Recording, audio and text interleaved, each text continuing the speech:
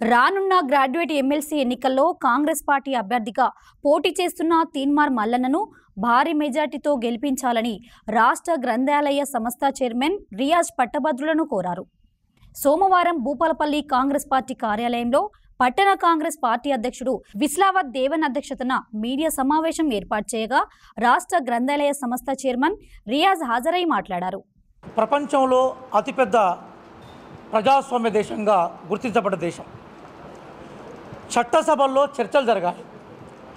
కానీ గత 10 సంవత్సరాల్లో కేంద్రంలో ఉన్న ఎన్డీఏ కూటమి, ప్రధానంగా బీజేపీ నాయకత్వం, రాష్ట్రంలో ఉన్న టీఆర్ఎస్ ఎలియాస్ బీఆర్ఎస్ నాయకత్వము చట్టసభల్ని చర్చలకు దూరంగా నిర్వీర్యం చేశాయి. చట్టసభల్లో చర్చలు జరిగితే ఆ చర్చల సారాంశమే పరిపాలనా సూత్రాలుగా బయటకు వస్తాయి, ప్రజలను పరిపాలిస్తాయి. కానీ ఆశ్చర్యం ఏంటంటే చట్టసభల్ని చర్చలకు దూరంగా నెట్టివేసి ఆర్డినెన్స్ అంటే ఉత్తర్వుల ద్వారా మాత్రమే రాజ్య పరిపాలనను కొనసాగే ప్రయత్నాన్ని గత 10 సంవత్సరాల్లో చేసి చట్టసభల్ని నిస్తేజం చేశాయి. మనం పార్లమెంట్ చర్చల్లో చూస్తే ఎప్పుడు కూడా బీజేపీ నాయకత్వంలోని ఎన్డీఏ ఎప్పుడు కూడా చర్చలను ఎప్పుడు ఆహ్వానించలే. పార్లమెంటు రోజుల తరబడి నడిపిన చరిత్ర భారతదేశానికి ఉంటే ఉత్తర్వుల ద్వారా ప్రజాస్వామ్యాన్ని అపహాస్యం చేసింది అప్పటి ఎన్డీఏ గవర్నమెంటు, బీజేపీ గవర్నమెంటు.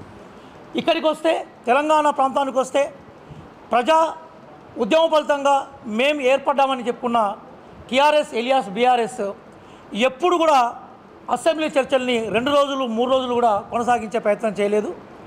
అధికార పార్టీ గొంతుకే ప్రజల గొంతుగా వాళ్ళకు వాళ్ళు అభివర్ణించుకొని ప్రతిపక్షాలనే కంప్లీట్గా ప్రతిపక్షాల పాత్ర లేకుండా ప్రతిపక్షాల నేతల్ని, ప్రతిపక్షాలు కోసం ప్రజలు ఎన్నుకున్న ఎమ్మెల్యేలని కొనుగోలు చేసే చరిత్ర టీఆర్ఎస్ ఎలియాస్ బీఆర్ఎస్ది.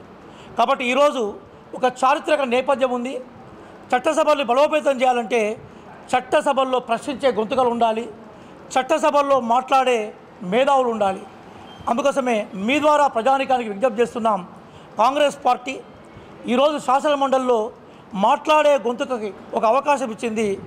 10 సంవత్సరాలు ఇక్కడ వ్యవస్థ విధ్వంసం అవుతూ ఉంటే తీన్మార్ మల్లన్న తన జీవితంలో జైలుకు పోవడానికి కూడా సిద్ధపడి టీఆర్ఎస్ ఏరియాస్ బీఆర్ఎస్ కంచుకోటలను బద్దలు కొట్టేందుకు సిద్ధపడ్డ యోధుడు. అతన్ని కాంగ్రెస్ పార్టీ అభ్యర్థిగా ప్రకటించింది. కాబట్టి మీ ద్వారా ప్రజానికానికి విజ్ఞప్తి చేస్తున్న అంశం ఏంటంటే దయచేసి తీన్మార్ మల్లన్న గారిని గెలిపించి ప్రజలు, మేధావులు ప్రజాస్వామ్య రక్షణ పట్ల, చట్టసభల్లో చర్చల పట్ల ప్రేమను కలిగి ఉన్నారు. అట్లాంటి నాయకులను ఎన్నుకున్నారన్న సందేశాన్ని మనం ఇవ్వాల్సిన అవసరం ఉంది.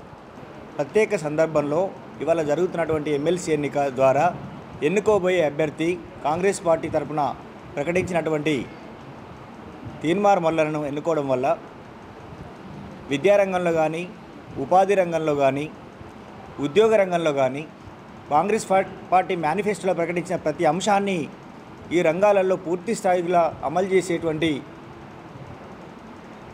అవగాహన కలిగినటువంటి నాయకుడిగా తీన్మార్ మల్లన్న ఖచ్చితంగా ఈ రాష్ట్ర విద్య, ఉపాధి, ఉద్యోగ రంగాల కోసం కష్టించి పనిచేసేటువంటి నాయకుడిగా డెఫినెట్గా నిలబడతాడనేది ఈ సందర్భంగా మేము మీకు ప్రజలందరికీ కూడా చెప్పదలుచుకున్నాం, విజ్ఞప్తి చేయదలుచుకున్నాం.